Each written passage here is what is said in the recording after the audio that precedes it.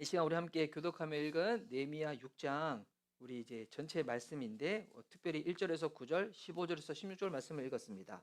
오늘 느헤미야 6번째 시간입니다. 방해 속에서도 다시 시작, 방해 속에서도 다시 시작이라는 말씀의 제목으로 은혜 누리고자 합니다. 좌우 계신 분들 서로 바라보며 오늘 이 설교의 제목을 빗대어서 이렇게 서로 축복하며 인사하며 나아갑시다. 방해 속에서도 끝까지 예배 승리합시다. 자, 이렇게 서로 축복하며 인사할까요? 시작. 방에서도 끝까지 예배 승리합시다. 아멘. 저도 예배 드릴 때 방해가 있거든요. 일단은 저희 이제 1차적인 방해는 제가 눈이 회복이 안 돼가지고 그래서 지금 글자가 잘 안 보여요. 그래서 지난주에 비해서 제가 더욱더 잉크를 할 수가 있습니다. 그것도 이렇게 참조해 주시고 또 이렇게 이번 이 교회 목회자한테 있어가지고 주일날 또 방해가 어떤 게 있을까요? 어떤 게 있을까요? 온다고 약속한 사람이 오지 않을 때 그때 마음이 그 사람한테 가 있어요. 예. 온다고 했는데 왜 안 오지? 예. 그래서 중간에 이렇게 막 그래서 안 돼. 내가 지금 예배에 집중해야지 하면서도 온다고 했는데 왜 안 오지? 이 마음. 이거 전도자들이 간들 마음이잖아요. 분명히 온다고 했는데 안 와. 예, 그런 사람들. 하여튼 이런 방해들이 있는데 하여튼 이런 방해들 중에서도 중요한 거는 이 예배는 하나님과 나와 마치 1대1로 드리는 예배다. 이 마음의 태도로 뭐 주변 사람들은 어떠하든 이제는 뭐 어떻게 뭐 할 수 없잖아요. 오늘 나의 예배, 내가 승리하고 내가 주님 앞에서 합당한 은혜와 그 충만한 임재와 하나님의 그 영이 부어지는 시간으로 우리 승리했으면 좋겠습니다. 이 가벼운 일이나 시답지 않은 일들은 하다가 방해라고 할 게 별로 없어요. 네. 뭐 죽고 사는 문제가 아니면 뭐 그거 안 해도 그만이고 아니면 다음에 해도 그만이고 그런 일들이 있잖아요. 개인적으로도 여러분 삶 가운데 그런 일이 있을 거예요. 저한테는 특별히 그런 일이 뭐냐면 저는 밥 먹는 게 그렇거든요. 저는 밥 먹는 거 물론 뭐 사람이 밥 안 먹고 살 수는 없지만 저는 그거 특별히 신경을 잘 안 써요. 그래가지고 뭐 시간 늦춰서 먹기도 하고 또 제가 워낙 밥 먹을 때 시간 오래 걸리는 거 우리 성도님들은 다 아시잖아요. 그래서 저는 이렇게 제때 시간에 식당에 잘 안 가요. 제가 가면 이 식당이 회전율이 안 돌아요. 그래가지고 시간 다 지난 다음에 한 2시 정도 늦게 가거든요. 그래서 천천히 식사하고 그러는데 근데 이거는 뭐 저는 밥 때에 밥 놓치는 거 저희 가족들 애들은 되게 중요한데 저는 별로 중요하지 않거든요. 예. 하지만 각 사람들마다 다르지만 중요하게 여기는 그 일들이 있잖아요. 그리고 이거는 너무 중요하기 때문에 이제는 내가 마음을 먹고 이 일만큼은 이제 제대로 해봐야지 라고 하는 일들은 크든 작든 방해가 있어요. 우리 학생들 그러지 않아요? 시험 기간에 이제 마음 먹고 공부하려고 한다. 중간고사 기간 언제예요? 끝났어요? 왜 이렇게 빨리 쳐? 왜 이렇게 빨리 치지? 그 기말고사 이제 2달 뒤에 치고 그렇구나. 이 시험 기간에 마음먹고 공부하려고 하면 어때요? 늘 방해가 있죠. 꼭 중요한 스포츠 경기가 그때 딱 잡혀. 뭐 챔스 시리즈 막 새벽에 갑자기 우리 팀이 평소에 잘 못했다가 그때는 잘해가지고 막 이렇게 경기를 치르기도 하고 아니면 그때 갑자기 친구들 연락을 오든지 저희 때는 TV를 봤지만 요즘 친구들은 그런 것 같아. 시험 때에 내가 딱 구독해서 보는 그 유튜브 걔가 중요한 방송을 그때 딱 하려고 해. 그리고 이제 정리정돈 좋아하는 분들 있잖아요. 하필 그때 정미병이 도져가지고 정말 중요한 일에 갑자기 방 청소하고 싶은 유혹, 책상 정리하고 싶은 유혹, 그때 딱 오지 않아요? 평소에 안 하는데 저도 그럴 때 있거든요. 밤에 갑자기 청소기 막 돌고 싶어요. 이렇게 돌고 싶고 갑자기 그때 유난히 방바닥에 떨어지는 머리카락이 눈에 띄기도 하고 막. 운동하시는 분도 그렇고요. 다이어트 하시는 분들도 이렇게 뭐 헬스장이든 아니면 하여튼 무슨 뭐 런닝이든 수영장이든 이제 등록을 하고 이제 나는 내 몸 관리할 거야. 나 이제 운동 열심히 할 거야. 라고 하는데 그러면 꼭 첫 번째 날 이제 운동하러 가는 날에 첫째 주에 일이 생기기 시작해요. 평소는 괜찮다가 그래서 첫날부터 해야 되는데 첫날 못 갔네. 아유, 그 다음 주부터 열심히 해야지. 라고 하면 갑자기 회사에서 회식이 잡혀요. 갑자기. 그리고 이제 셋째 주 지나고 난 다음에, 막 고민해. 막, 이때 셋째 주에는 갑자기 피곤해. 가기가 싫어. 그러다가 넷째 주 된 다음에 이렇게 된 거 어차피 오늘 이번 달은 그냥 넘기고 다음 달부터 가자 막 이렇게 생각해가지고 그래서 운동합니까? 운동을 하게 돼요? 다이어트 하게 돼요? 계속 넘어가게 되죠. 그러다가 주님 만난 날 이 퉁퉁한 모습으로 만나게 되는 거예요. 예. 근데 이게 공부도 아니고 공부뿐만이 아니라 이렇게 운동뿐만이 아니라 이번 신앙생활도 마찬가지예요. 내가 평소에 이제 예배 잘 못 드렸어요. 그러다가 이제는 내가 주일 성수 열심히 해봐야지. 그리고 이제 코로나 지나면서 그리고 이제 막 열심히 다니다가 보니까 난 성실한 줄 알았는데 막상 나는 이 성실한 사람이 아니구나. 이제 어차피 이런 거 2025년 이제 한 분밖에 안 남았으니까 이번 분기까지는 내가 주일날 내 마음대로 놀다가 2026년부터는 아니야 송구여신 예배부터는 나 이제 열심히 이제 한번 제대로 예배 드려봐야지 라고 하면 딱 어떻게 돼요? 이제 그렇게 마음먹고 예배 드려 가려고 하는데 계속 뭔 일이 예배 시간에 딱 터지는 거야. 터져가지고 갑자기 막 누가 아프다고 하고 막 장례식 터지고 그리고 갑자기 막 차 고장 나고 그리고 괜히 주일 아침에 이 가족들과 다투고 싸우고 그리고 막 일하러 예배 드리러 가려고 하는데 누가 전화 와가지고 갑자기 업무상 중요한 일이 생긴다고 하고 이제 힘겹게 예배당까지 딱 왔어. 예배당 와서 딱 앉아 있는데 갑자기 핸드폰이 울리기 시작하죠. 차 빼달라고 하고 막. 저도 이번 주에 새날 경건 기도회 딱 하는데 계속 전화가 오는 거예요. 예배 중간에 계속 전화가 오는 거예요. 왜냐면 제가 이제 새벽에 올 때 저희가 주차하는 주차 공간이 있거든요. 그러니까 저희가 주차하는 이 주차 공간에 1층에 있는 경진소방서 이 트럭이 딱 주차가 되는 거예요. 그래서 왜 주차가 되지 싶어서 제가 옆에다 딱 주차를 했는데 그런데 이제 요 아래쪽에 있는 이 천물조 집에서 계속 전화가 오는 거예요. 보니까 저는 차 빼달라고 전화 온 줄 알았는데 그게 아니라 우리 직원이 곧 도착하니까 이 차 빼달라고. 제가 최근에 이제 저희가 원래 타고 다녔던 차 말고 이렇게 경차가 하나 생기다 보니까 처음 보는 차다 보니까 우리 교회 차인 줄 모르고 계속 빼달라고 전화가 온 거예요. 막상 내려갔더니 또 안 계셔. 보니까 저는 직원이 새벽에 오는 줄 알았어요. 새벽부터 전화 오셔가지고 보니까 직원 9시 넘어서 오시더구만. 하여튼 이렇게 우리가 영적으로 뭔가 하려고 하면 자꾸 이렇게 방해가 와요. 뭐 시덥지도 않은 일들은 솔직히 방해도 아니에요. 근데 정말 중요한 일을 하고자 할 때 방해가 따릅니다. 신앙적으로도 그렇고요. 하나님 앞에서 무언가 사명을 지키고자 할 때도 마찬가지입니다. 오늘 우리가 함께 읽은 느헤미야 6장은 드디어 느헤미야와 이스라엘 백성들을 통해서 성벽이 완성되어지는 장면입니다. 그런데 오늘 이 본문을 한번 자세히 보시면 이 다 세워지는 순간까지도 방해가 멈추지 않고 계속 있습니다. 그래서 오늘은 이 본문을 통해서 어떤 방해가 있었고 또 이 방해를 느헤미야는 어떻게 이겼는지를 한번 살펴보려고 하는데 근데 오늘 느헤미야 6장에서 이 방해는 우리 4장과 5장도 살펴봤지만 4장에서의 방해 또 5장에서의 어려움하고도 완전히 달라요. 4장에서는 외부적인 위협이 있었어요. 느헤미야가 무언가 하고자 할 때 외부적인 위협. 우리 지난주 5장에서는 어떤 어려움이 있었습니까? 혹시 기억나시는 분? 네. 내부적인 그런 갈등과 그런 어려움과 연약함의 문제가 있었죠. 근데 이 느헤미야 6장에서의 이 방해는 뭐냐면 공격은 뭐냐면 개인에 대한 공격이에요. 정확히는 이 지도자에 대한 공격과 방해가 있는 거예요. 하나님의 일은 혼자서는 할 수 없습니다. 함께 이 공동체가 마음 모으고 또 각자 주신 은사들이 있잖아요. 우리 청소년들만 보더라도 와 여보 너무 예쁘지 않아요? 하나님이 우리 은하에게는 어떤 은사를 주셨어요? 외모적인 은사를 주셨어요? 아니야. 외모적인 은사뿐만 아니라 자꾸 이렇게 쿠킹하고 음식 만드는 거 도와주고 그리고 싱어로도 섬기고 악기로도 섬기고 기도로도 섬기고 물컵으로도 섬기고 오늘 라미야 오늘 기도했니?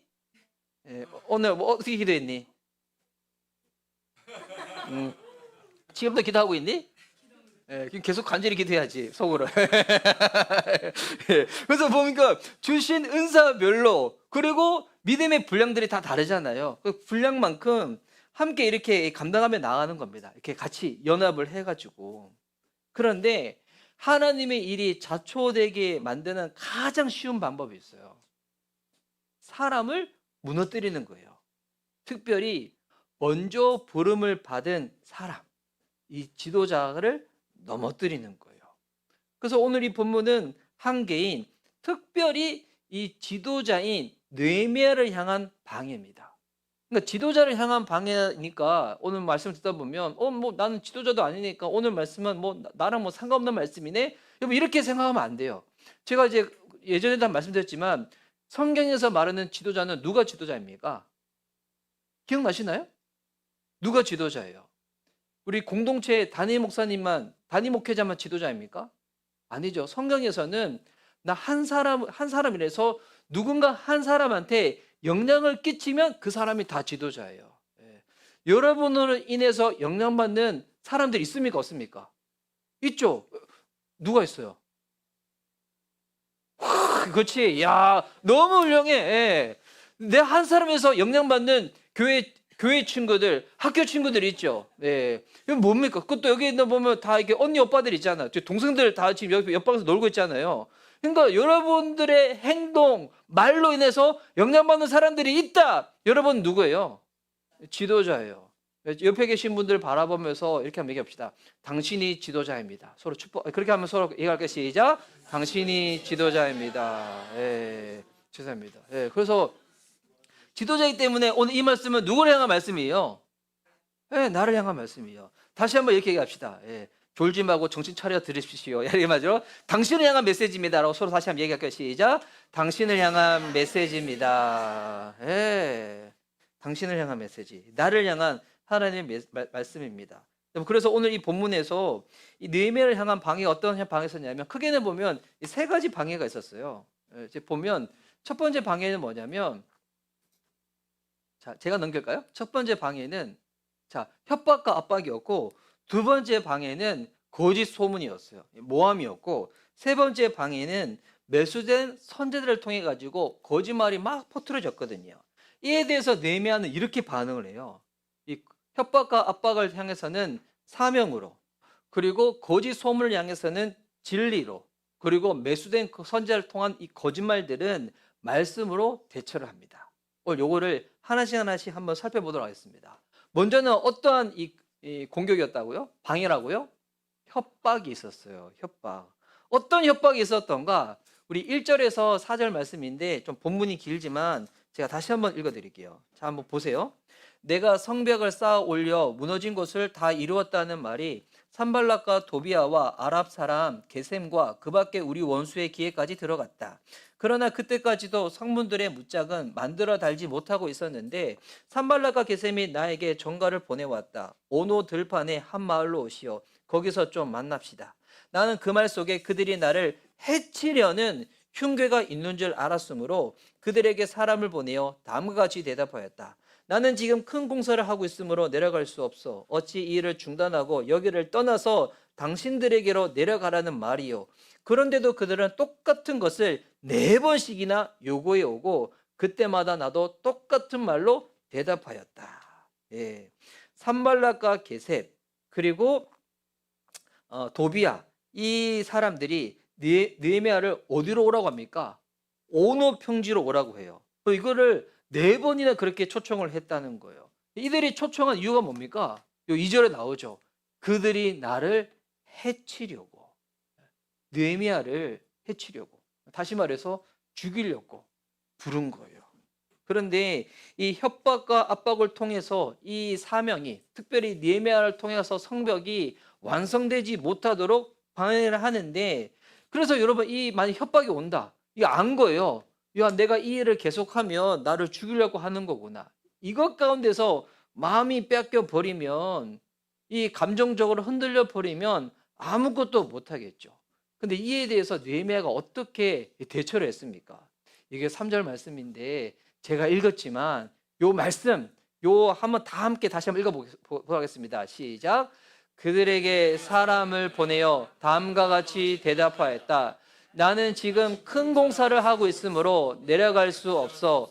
어찌 이 일을 중단하고 여기를 떠나서 당신들에게로 내려가라는 말이요. 자, 느헤미야가 뭐라고 대답합니까? 나는 지금 큰 공사를 하고 있다는 거예요.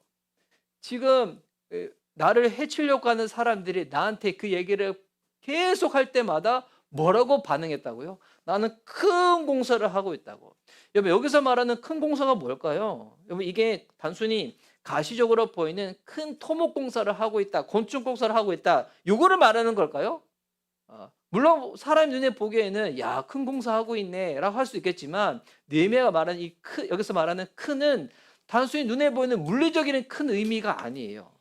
뭐겠습니까? 지금 나는 가장 중요하고 가장 의미 있고 가장 가치 있는 일을 하고 있다는 거예요. 만약 이 성벽이 크지 않고 그냥 사람 보기에는 물리적으로 작은 어느 하나의 담이라고 할지라도 느헤미야에 있어서는 이거는 가장 중요하고 가장 의미 있고 가장 가치 있는 일이라는 거예요. 왜?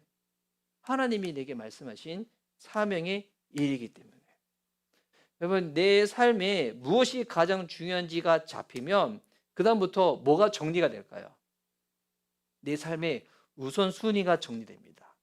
내 삶의 우선순위가 왜 우선순위대로 돌아가지 않냐면 무엇이 가장 중요한지를 늘 놓치기 때문이에요. 무엇이 중요한지가 가장 딱 잡히잖아요. 그 다음부터 내 삶은 딱 정리되기 시작합니다. 가장 중요한 일을 내 삶의 가장 우선순위에 딱 두겠죠. 하루를 살아갈 때 아니면 일주일을 살아갈 때 투두 리스트를 만들 때 그렇게 딱 정리를 하겠죠. 그래서 예수님이 제자들에게 산상수훈에서 그 말씀하시는 거예요. 뭐부터 구하라고요? 먼저 뭐부터?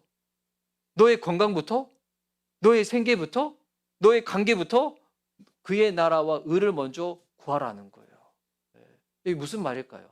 이게 삶의 중심이 되어지고 중심이 되어진 걸로 너의 삶의 우선순위를 잘 정리해 보라는 거예요. 그러면 이거 한번 물어볼까요? 우리의 인생에 있어서, 여러분의 인생에 있어서 마음속으로 대답하세요. 입 밖으로 대답하면 피치가 좀 불편해지니까. 가장 중요한 것은 무엇입니까? 여러분 삶의 가장 중요한 것. 대부분 어떤 사람들은 이것도 생각 안 하고 살아가는 사람들도 많이 있어요. 너무 바쁘고 분주하다 보니까 그냥 뭐 어떻게 하면 학교를 가야 되나, 어떻게 하면 취업을 해야 되나, 어떻게 하면 결혼을 해야 되나, 그냥 흘러가는 대로 사는 거예요. 근데 여러분, 그리스도인의 삶은 그냥 그런 삶이 아니잖아요. 하나님이 내게 말씀하신 가장 중요한 그것, 이거를 놓치지 않는 삶이 그리스도인의 삶이잖아요. 여러분 삶에 있어서 가장 중요한 그것은 무엇입니까? 가장 중요한 그것. 여러분, 그것이 딱 잡히면 실제로 1년을 살 때, 한 분기를 살 때, 한 달을 살 때, 일주일을 살 때 그것을 먼저 내 삶에 딱 배치를 할 거예요. 그리고 그것을 위해서 내 삶의 시간을 먼저 딱 내어놓을 거예요. 하루를 살 때도 내 삶에 있어서 가장 중요한 대상, 일이 그거기 때문에 아무리 분주하고 바쁘고 이렇게 막 내 에너지가 쏟을 일들이 많다고 할지라도 내 하루의 삶에 그 시간을 꼭 둘 거예요. 타협하지 않을 거예요. 왜 우리가 하나님 앞에서의 살아가는 그 경건의 삶을 놓치게 되어지는가? 바빠서, 몸이 약해서, 막 살아보면 알아요. 그거 다 이렇게 결국 핑계라는 거를. 왜 놓칠까요? 내 삶의 가장 중요한 것이 무엇인지 지금 내가 놓치고 있기 때문이에요. 내 삶의 가장 중요한 그것. 내 삶의 가장 중요한 그것. 내 삶의 가장 중요한 그것을 딱 정하면 분주함이 사라집니다. 바쁘게 살 수는 있어요. 바쁘게 사는 거랑 분주하게 사는 게 타지 뭐냐면, 분주하게 사는 것은 가장 중요한 것을 정하지 않고 그냥 흘러가는 대로 살아가는 삶이에요. 어떤 삶이에요? 이게 분주한 삶이에요. 근데 가장 중요한 일을 하는 사람은 바쁘게 살아가요. 왜냐하면 아무리 급한 일이 있더라도 내가 하나님 앞에서 정한 그 시간, 그 일을 놓치지 않고 하기 때문에. 우리의 삶에 있어서 가장 중요한 일이 여러분, 그러면 성경에서 말하는 하나님의 자녀에게 있어가지고 가장 중요한 건 뭘까요? 우리가 지금 하나님 나라 백성으로서 이 세상 속에서 살아갈 때 하나님 나라는 아직 이 땅에 완성되어지지 않았지만 오늘을 살아가면서 우리 삶에서 가장 중요한 건 뭘까요? 그분을 아는 거죠. 그리고 그분을 예배하는 거죠. 그분을 자랑하는 거죠. 예. 이거 아니에요? 예. 그분을 아는 것, 그분을 예배하는 것, 그분을 전하며 살아가는 삶. 예. 여러분 이 삶을 살기 위해 가지고 여러분 일주일 중에 어떻게 일주일을 다 삶을 정리해 사십니까? 오늘 하루를 살아갈 때 여러분은 무엇을 가장 중요한 것으로 우선순위를 두시면서 살아가십니까? 예. 여러분 이거부터 정리하는 게 너무 중요해요. 느헤미야가 공격과 협박이 있었어요. 근데도 불구하고 흔들리지 않았던 이유는 느헤미야는 알았고 이게 제일 중요했거든요. 하나님이 내게 말씀한 것을 내가 이루기까지는 난 흔들리지 않겠어. 이게 나중에는 점점 이렇게 커지고 성장하다 보면 바울과 같은 고백이 나오겠죠. 하나님의 은혜의 복음, 내게 맡긴 그 사명을 완수한 일을 내가 마치려 하면은 나의 생명을 조금 더 귀한 것으로 여기지 않겠노라고. 이제 깨닫게 되는 거예요. 영원한 하나님 나라, 그 나라 가운데 나는 들어갈 하나님의 백성이기 때문에 이제는 사람들은 결국 건강과 이 삶의 이 죽음, 이게 제일 중요한 부분이잖아요. 근데 그것마저도 넘어설 수 있는 그 하나님이 내게 허락한 그 의미와 그 가치, 그 중요한 일, 그걸 붙잡고 살아가는 거예요.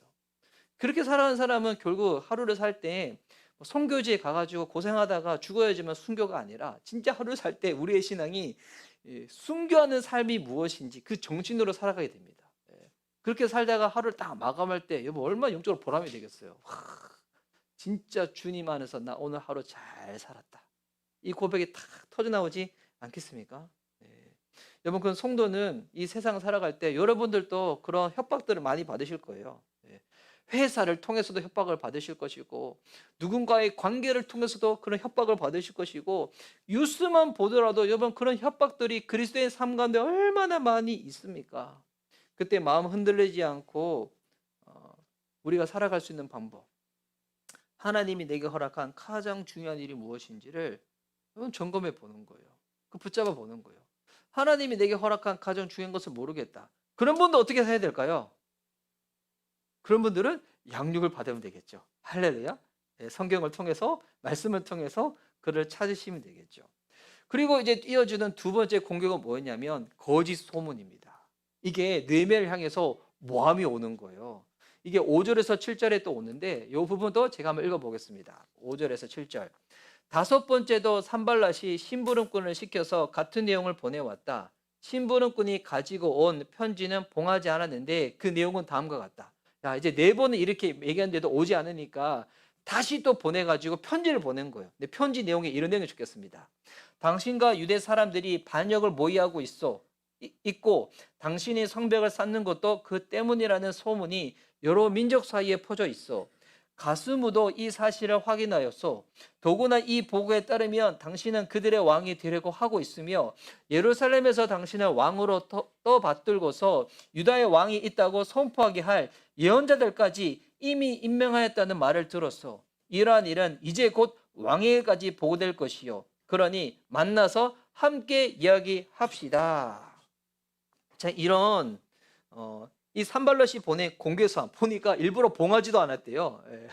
왜냐면 전달하는 사람도 볼 수 있도록 다 해놓은 거죠. 그러니까 이부가 느헤미야가 이렇게 지가 이 성벽 쌓는 이유는 뭐냐면 이 이스라엘의 왕이 되고 싶어서 그렇다고. 예루살렘에 다시 국가를 만들어 가지고 자기가 태유조 이성계처럼 왕이 되고 싶어서 그런 거 아니냐고. 근데 여기 뭡니까? 정치적으로 모함하는 거죠. 가짜 뉴스, 거짓 뉴스를 퍼뜨리는 거예요. 여러분 이 여론이라는 게 무서워요. 사람들의 이 이야기, 소문이라는 게 엄청 무섭습니다. 여러분 그 이야기 때문에 사람들 어떻게 하냐면 고립시켜버리고 무너뜨려버려요. 근데 여기서 느헤미야는 어떻게 대처하는가? 여러분 누군가 나한테 거짓말로 계속 이야기를 한다. 있지도 않은 이야기를 계속 퍼뜨린다. 그때 어떻게 대응해야 될까요? 있는 그대로의 사실로 대응을 해야죠. 이게 신앙적으로 해석하면 뭐냐면 진리로 맞서는 겁니다. 그리고 뭐 할까요? 기도하는 거죠. 그래서 8절에 느헤미야가 이렇게 대답하거든요. 나는 그에게 회답을 보냈다. 당신이 말한 것은 사실이 아니요. 당신이 마음대로 생각하여 꾸며낸 것일 뿐이요.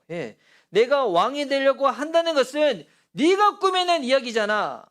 그거 거짓말이잖아. 그거 헛소문이잖아. 그리고 난 다음에 어떻게 하냐면, 야, 여러분, 지금 이 산발락과 도비앗과 이 게셈이 느헤미야를 죽이려고 하는 것을 느헤미야가 모르는 게 아니잖아요. 그리고 이미 이렇게까지 했으면 내가 이렇게 세게 나가면 이 사람들이 나를 더 해코지하고 오히려 사람들을 보내가지고 나를 더 죽이려고 할 수 있구나. 느헤미야도 사람인데 두렵겠어, 안 두렵겠어요? 두렵겠죠. 예, 일단은 세게 나고 난 다음에 딱 어떻게 하는가? 야, 이 8절, 9절 말씀이에요.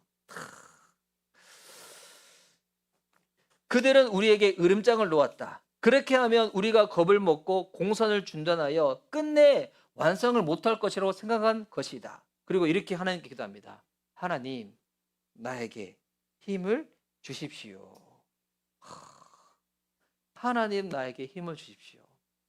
제가 이 느헤미야 성경을 7월 달에 채널 경건 기도 때 읽는데 여기 군데군데 느헤미야가 기도한 내용들이 나오거든요. 뭐 읽을 때마다 너무 감동이 되는 거예요. 느헤미야 겉으로 봤을 때 되게 의연해 보이잖아요. 뭐 그 보니까 감정이 없는 사람처럼 막 공격이 오고 협박이 오고 뭐 죽인다고 한다고 해도 오히려 더 세게 나오고 그러잖아요. 근데 느헤미야 한편에 뭐 한 거예요? 느헤미야 그렇게 할 수 있었던 이유가 뭐예요?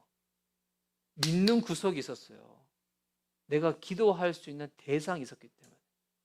하나님, 나에게 힘을 주십시오.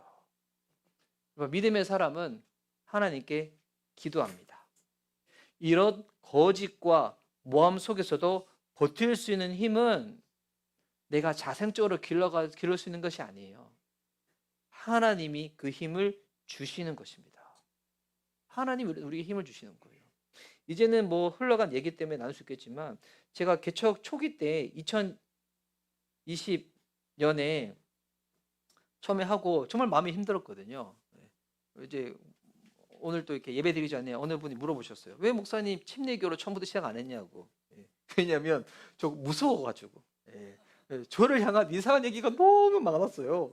너무 많아서 그게 1년 동안 너무 마음이 힘들게 읽었거든요. 그래서 제가 마지막 순간에도 고민했었어요. 저는 침례교에서 신학을 하고 공부를 했던 부분에 되게 좀 프라이드가 있거든요. 물론 여기 이제 통합청 목사님도 계시지만 진짜 침례교 신학은 너무 성경적이에요. 그리고 침례교 신학을 계속 공부해 보잖아요. 물론 뭐 제가 침례교 신학을 했기 때문에 얘기하겠지만 가정교회하고 너무 맞아요. 너무 맞아요. 근데도 불구하고 제가 끝까지 고민하다가 제 침례교 시작하지 못했던 이유는 저는 저를 향한 주변에 진짜 이상한 이야기들이 있었는데 마음이 너무 힘들었어요. 그래서 약간 무섭고 겁났어요. 침례교가 크지 않거든요. 교세가 정말 작은 교단인데 건너서 다 아는데 제가 침례교에서 개척했다는 얘기가 들었을 때 혹시 이제 그분들이 나를 향해서 좀 더 안 좋아하시지 않을까라는 생각 때문에 제가 하지를 못했었거든요. 근데 지금 제가 이 본문을 보니까 전 느헤미야처럼 하나님께 이렇게 기도를 못했던 것 같아요. 하나님, 나에게 힘을 주십시오. 저는 개척 초기 때 진짜 힘들었던 게 재정도 아니었고 성도가 모이지 않는 것도 아니었고 나한테 들렸던 이상한 소리 때문에 그랬는데 그때 하나님이 저한테 그런 신호를 더 주셨겠죠. 예수님을 바라봐야지. 예수님을 바라봐야지.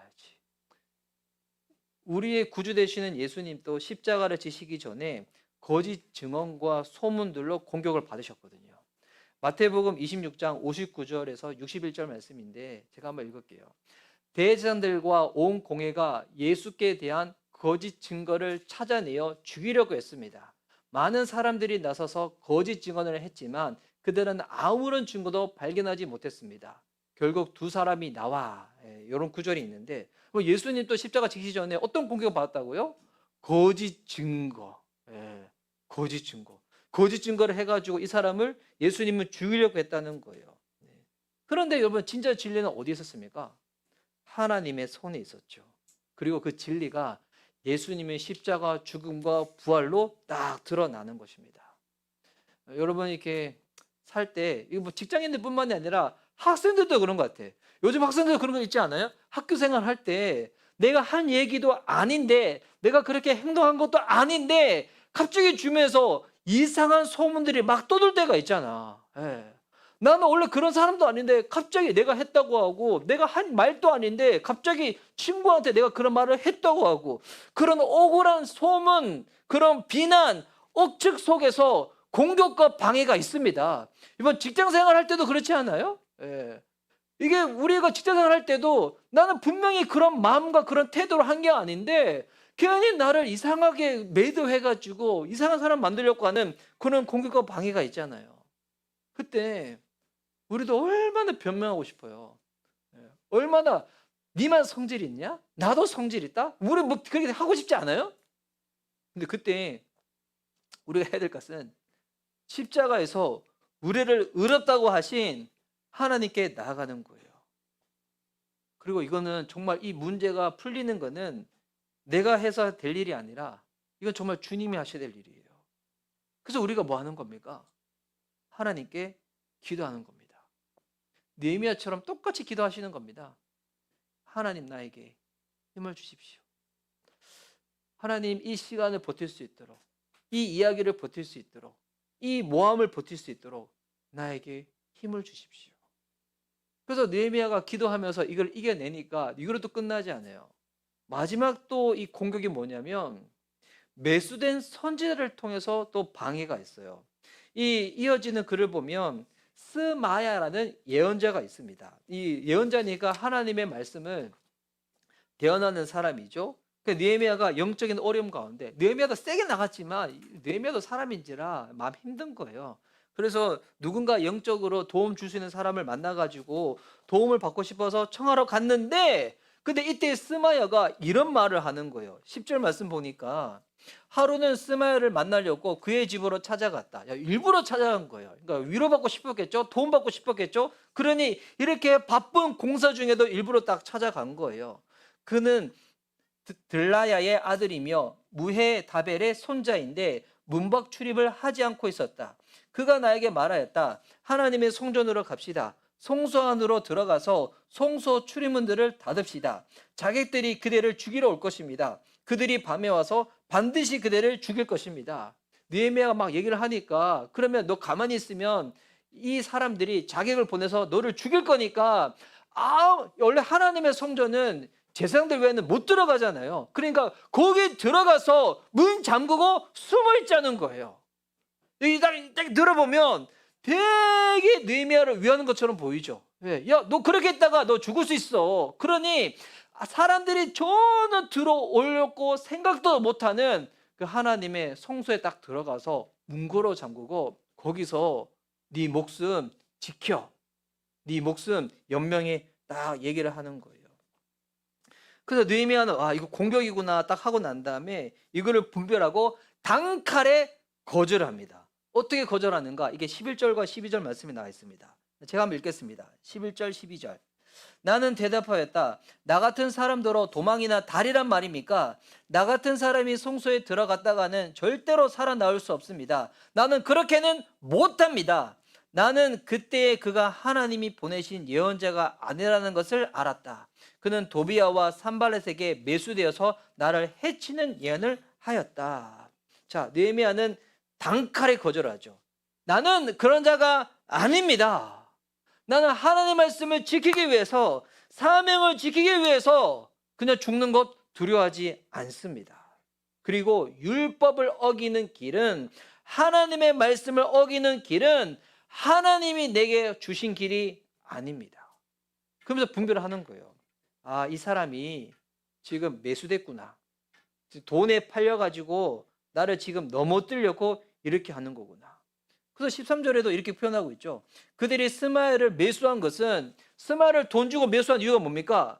나에게 겁을 주어 성소를 범하는 죄를 짓게 하여서 나의 명예를 떨어뜨리고 나를 헐뜯으려는 속셈이었다. 나를 무너뜨리려고.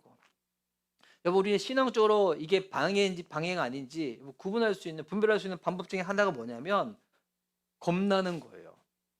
겁나는 거. 두려움을 주는 거예요.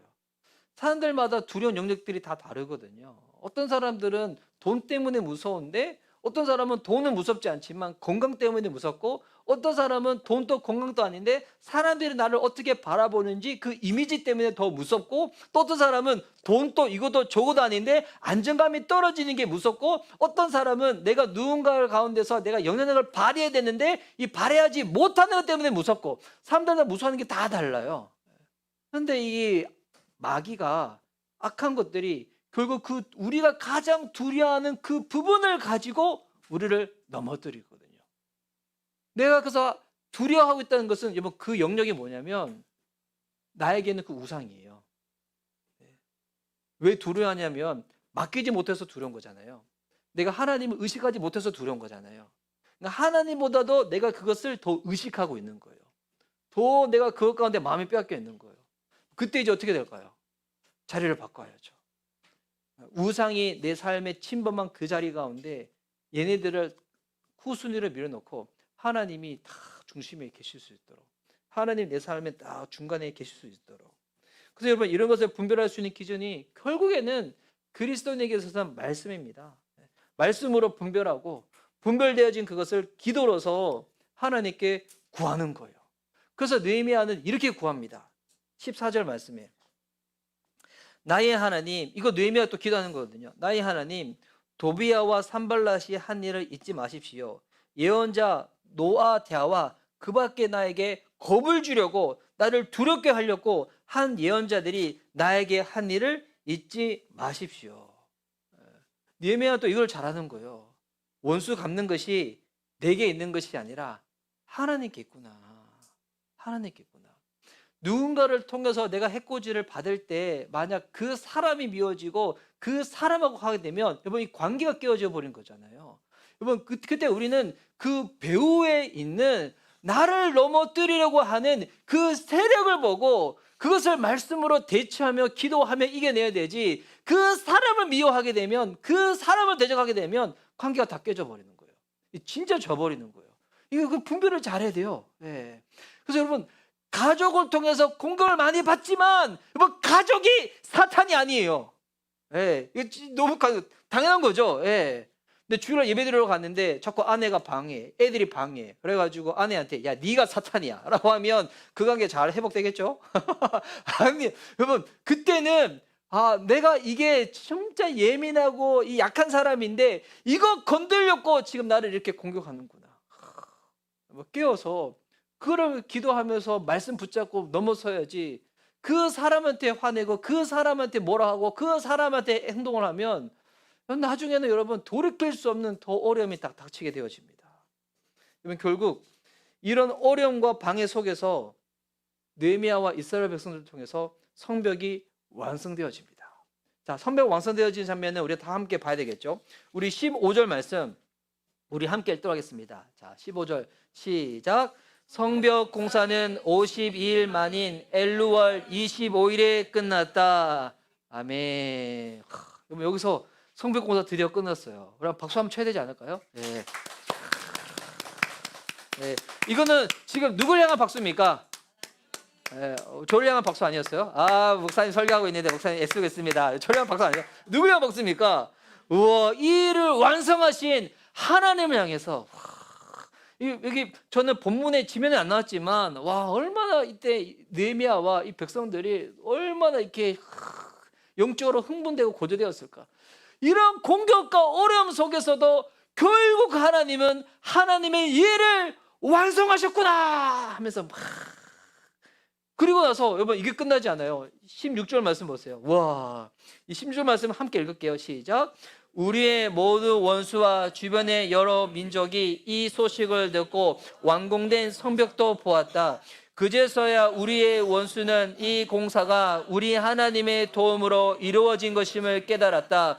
그래서 그들은 기가 꺾였다. 아멘. 오늘 이 예배에 올 때 여러 가지 숱한 방해와 어려움과 그 속에서도 이 날은 하나님이 정한 날이야. 하나님이 나를 미션 리바이벌 교회에 몸으로 부르셔서 그런 어려움 속에서도 이 자리에 와서 예배를 드릴 때 누구의 기가 꺾이는 거예요? 사단 마귀의 기가 꺾여버리는 거예요. 여러분 그래서 감정 따라 살아가는 것이 아니라 우리는 말씀 따라 살아가는 거예요. 우리는 보고 싶은 대로 살아가는 것이 아니라 마음대로 살아가는 것이 아니라 하나님께서 나를 인도하시는 바대로 기도하며 따라가는 것입니다. 뭐 그때 누구의 기가 꺾인다고요? 마귀의 기가 꺾인다고요. 이 사단의 기가 꺾인다고요. 그때 하나님의 하나님 되심이 드러나게 된다는 겁니다. 와, 이게 우리가 뭐 누려야 될 영적인 명예지 않겠습니까? 나를 통해서 우리 하나님이 영광을 받으시는 것. 그런데 오늘 이어지는 본문을 보면 이것으로 끝날 것 같은데 아직 끝이 나지 않았어요. 여전히 계속 방해가 있습니다. 17절에서 19절 말씀인데 이거는 읽진 않을게요. 쭉 보면 그 무렵부터 시작해가지고 계속 또 방해가 있어요. 또 편지를 자주 보내고요. 또 사람들 보내고요. 그리고 계속 이 협박 편지를 보내요. 19절 마지막 문장 보면 그래서 도비아는 나에게 협박 편지를 여러 통 보내서 위협하였다. 여러분, 우리가 주님 나라 들어가기 전까지, 예수님께서 이 땅에 오시기 전까지, 하나님 나라가 이 땅 가운데 완전히 도래하는 그날까지 우리의 삶 가운데 이런 방해들이 계속 있다는 거예요. 심심한 위로의 말씀을 드립니다. 여러분, 특별히 지금 우리 교회는 그 젊은 부부들이 많잖아요. 한창인 부부들이 많잖아요. 그래서 우리 특별히 육아 문제 때문에, 그리고 이제 40대가 되면 그런 것 같아요. 우리 교회에서 제가 보니까 제일 건강한 우리 남자분은 김수영 집사님이신 것 같아요. 예. 어제 토요일도 와서 세팅하는 거 봤을 때는 제일 건강하신 것 같은데, 근데 이제 우리 40대 우리 아빠들 보면 얼굴들 보면 다 어때요? 다 청년 같죠? 그렇지 않아요? 다 청년 같지 않아요? 목사님도 청년 같고, 형구 삼주도 청년 같고, 우리 신앙식 목사님도 청년 같고, 양초선도 청년 같고, 예, 우리 다 젊잖아요. 그런데 여러분 겉모습은 예, 태훈님도 청년 같고, 안 불렀어요? 예, 청년 같고, 예. 그래서 대한민국 사람들은 이거 보니까 K-뷰티 때문에 그런지 몰라도 다 남자들도 다 동안이에요. 예. 그런데 여러분 이게 얼굴만 동안이 체력적으로 어때요? 힘들죠. 힘들어요. 예. 동안인데 힘들어. 체력적으로. 예. 이게 갱년기인지 뭔지 잘 모르겠지만 이거 넘어서야지 그다음부터 회복이 되는지 모르겠지만, 그러다 보니 직장에서도 힘들고 피곤한데 집에 들어가서 쉴 공간이 없어. 왜? 애들이 가장 지 맘대로 살고 싶으면 사춘기 되거든요. 죄송해, 미안해. 너희들도 나중에 결혼해서 애 놓으면 이해하게 될 거야. 그런데 시험실에는 아내들도 뭐 가정주부만 있어요? 아니에요. 아내들도 직장생활 하고 가정주부들도 얼마나 일이 많은데요. 그렇지 않아요, 윤숙자매님? 예, 그러니까 서로가 다 피곤해. 서로가 다 피곤한 상태에서 집에서 있을 때, 난 그래도 좀 쉼을 누리고 싶고 영적으로 하고 싶은데, 오히려 더 배우자가, 자녀들이 내 마음을 더 디프레스 만들게 할 때도 있거든요.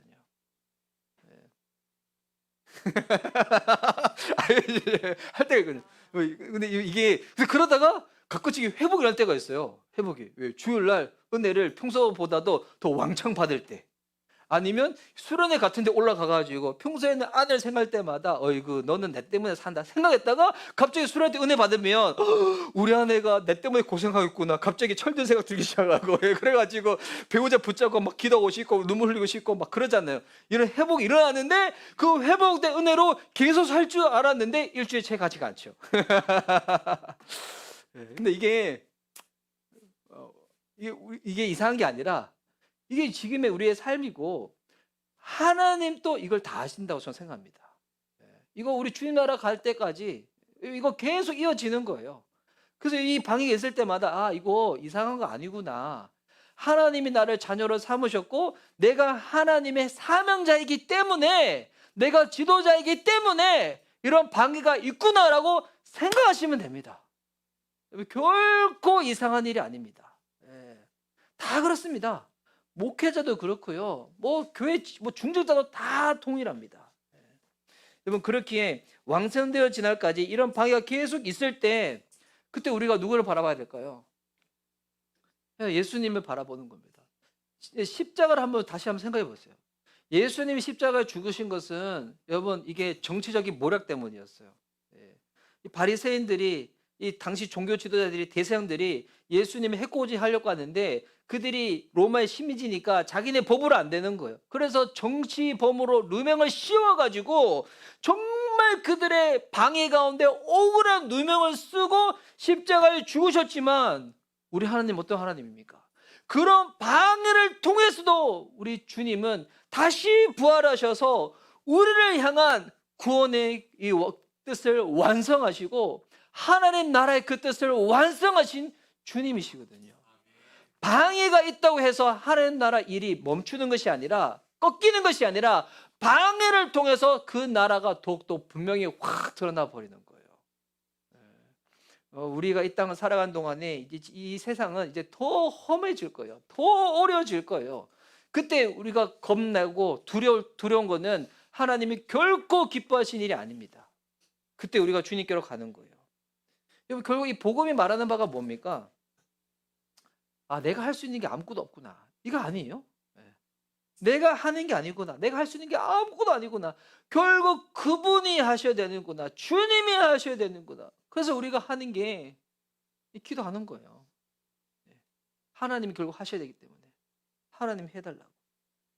그리고 그 하나님이 지금도 우리와 함께 하셔서 우리의 기도를 들으시고 우리의 삶을 보호하시고 예수 그리스도의 피값으로 세우신 그 교회를 주님이 지켜주십니다. 이렇게 같이 나가는 거예요. 오늘 말씀의 결론 맺도록 하겠습니다. 정리하겠습니다. 여러분, 그래 협박 속에서도 느헤미야처럼 오히려 더 사명을 붙드십시오. 예. 여러분이 사명부터 멀어지는 거 마귀가 좋아할 일이에요. 내가 이런 모습으로 이 일을 계속 감당하는 거 괜찮을까? 내가 이런 모습으로 교회에서 직분을 맡는 거 괜찮은 일일까? 괜찮아요. 우리의 의로 되어진 일이 아니잖아요. 그분이 의로 우리를 채워주시고 그렇게 불러주신 거잖아요. 거짓 소문에 상처받지 말고 다시 진리를 붙잡으십시오. 매수된 잘못된 영적인 조언에 흔들리지 말고 세상의 유혹에 흔들리지 말고 말씀을 다시 붙잡으십시오. 그리고 그런 방해 속에 있을 때 느헤미야처럼 틈틈이 기도하십시오. 하나님, 나에게 힘을 주십시오. 하나님, 나에게 힘을 주십시오. 그리고 나를 너무 방해하고 해코지 하는 그와 같은 자들이 있을 때 하나님 그들을 주님께 맡깁니다. 원수 갚는 것이 내게 있는 것이 아니라 주님께 있는 줄 믿습니다. 오히려 저는 섬김으로 사랑으로 그들을 대하겠습니다. 주님, 저는 그렇게 살 수 있는 존재가 아니면 주님이 가장 잘하십니다. 그러니 하나님, 저에게 힘을 주십시오. 하나님의 사랑을 부어주십시오. 그렇게 행할 수 있도록 저를 붙잡아 주십시오. 그렇게 기도하며 살아가는 겁니다. 하나님이 결국 그분의 나라를 완성시키실 것입니다. 저와 여러분이 부르신 그 사명이 완성되어지도록 하나님 포기치 않고 붙잡아 일하십니다. 그 은혜를 경험하는 그렇게 믿음으로 살아가는 저와 여러분 될 수 있기를, 우리 미션 리바이벌의 지체들 될 수 있기를 예수님의 이름으로 축복합니다. 아멘. 우리 함께 찬양하고 기도하도록 하겠습니다.